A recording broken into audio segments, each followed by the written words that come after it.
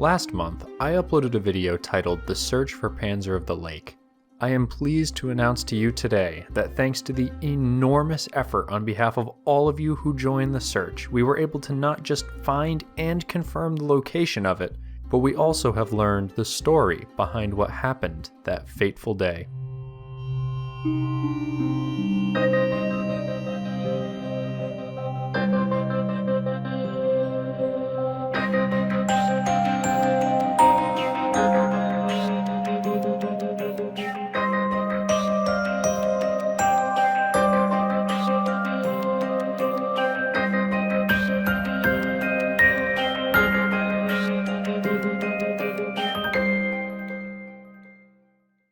Before we get into the location though, I'd like to first break down some of the early theories as well as the evidence we were able to uncover along the way.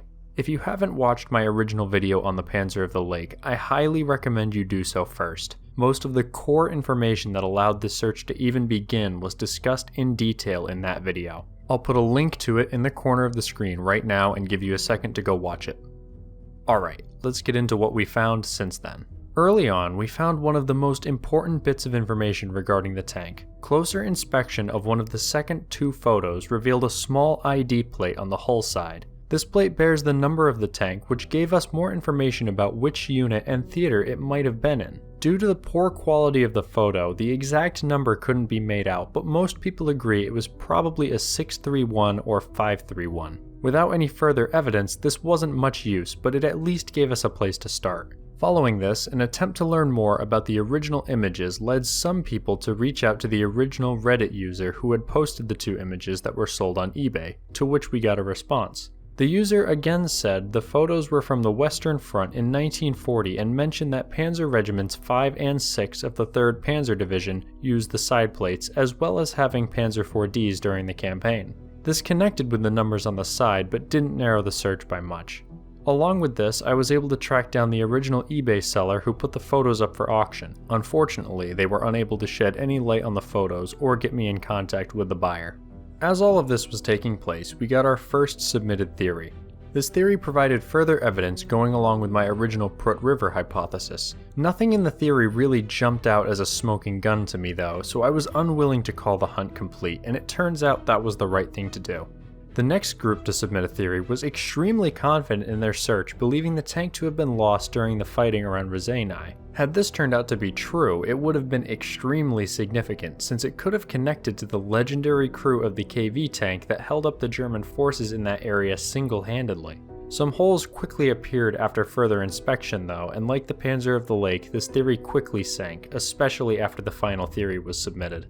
Now that we've gone through the lead up to the find, we can actually discuss the location itself. Credit for the find has to go to Miller786 and his team, who tracked down an absolute mountain of information regarding the history surrounding the tank. I'll be doing a summary of their final submitted report, which they kindly provided to me. You can check out the full report in the description if you'd like to learn more or perhaps would like to dig deeper and uncover more about the backstory if the feeling takes you.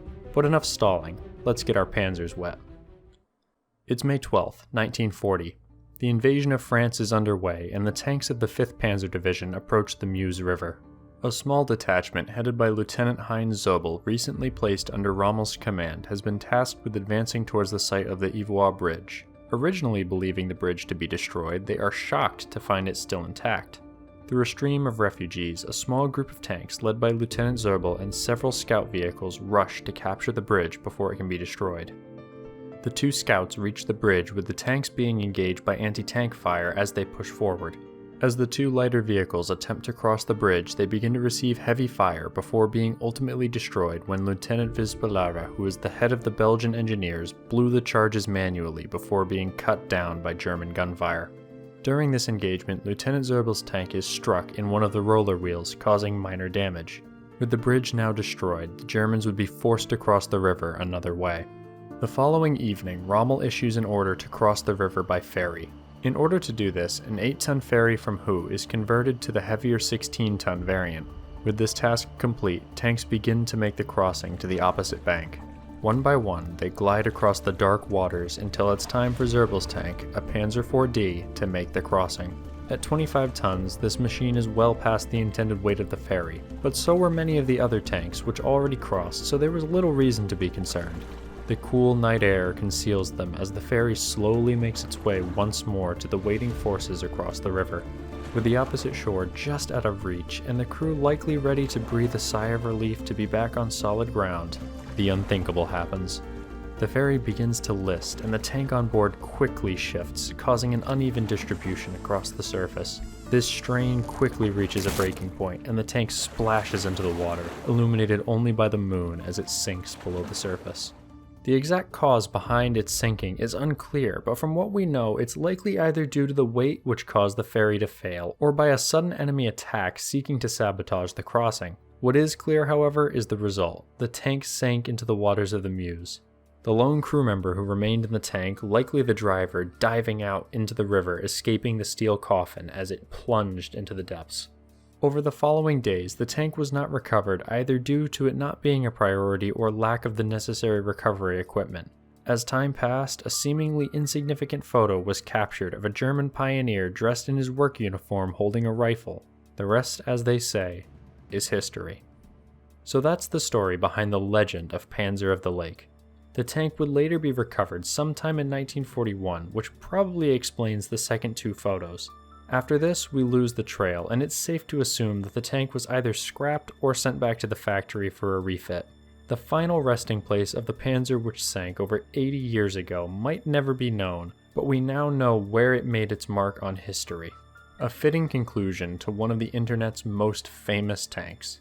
As promised in the previous video, I awarded $100 to Miller, who was the one who found the location. He chose to donate it to the Bovington Tank Museum and asked me to show you all the receipt of the donation. Keep in mind the number is different because of the currency conversion.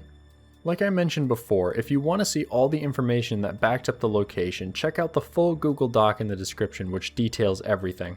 Once again, a massive thanks to everyone who joined in on the search, and all of you who chose to subscribe to the channel. The last few weeks have been such an insane time for me, seeing the channel grow at such a rapid pace.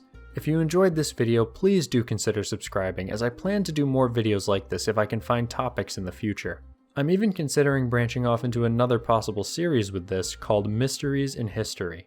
At the moment, I can only shoot for one video a week, but I'm hoping that the rapid growth of the channel will allow me to start doing this full time. If you'd like to help make that happen and get more Cursed by Design, Forged for Battle, and other content, you can directly support me by becoming a YouTube member. Not only do you get access to a few exclusive videos, you can vote on future topics and join my exclusive member Discord. If you aren't in a position to do that, you can still join my public Discord using the link in the description and support the channel by leaving a like on the video.